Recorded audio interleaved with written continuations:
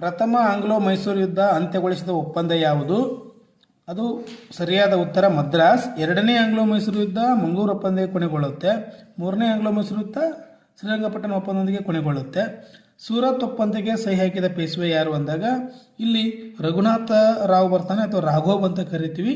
B ಸರಿಯಾಗಿರ್ತಕ್ಕಂಥ ಉತ್ತರ. ಹಾಗೆ ಮರಾಠರ ಕೊನೆಯ ಪೇಶ್ವೆ ಯಾರಪ್ಪ ಅಂದರೆ ಎರಡನೇ ಬಾಜಿರಾವ್ ಅಂತಕ್ಕಂಥದ್ದು.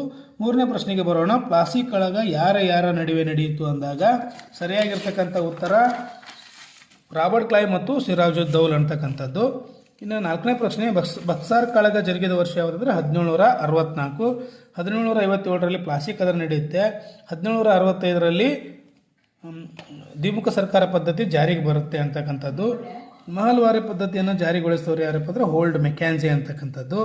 ಭಾರತದಲ್ಲಿ ಮೊಟ್ಟ ಮೊದಲ ಹತ್ತಿ ಮಿಲ್ ಸ್ಥಾಪನೆಗೊಂಡಿದ್ದು ಯಾವ ನಗರದಲ್ಲಿ ಅಂದಾಗ ಬಾಂಬೆ.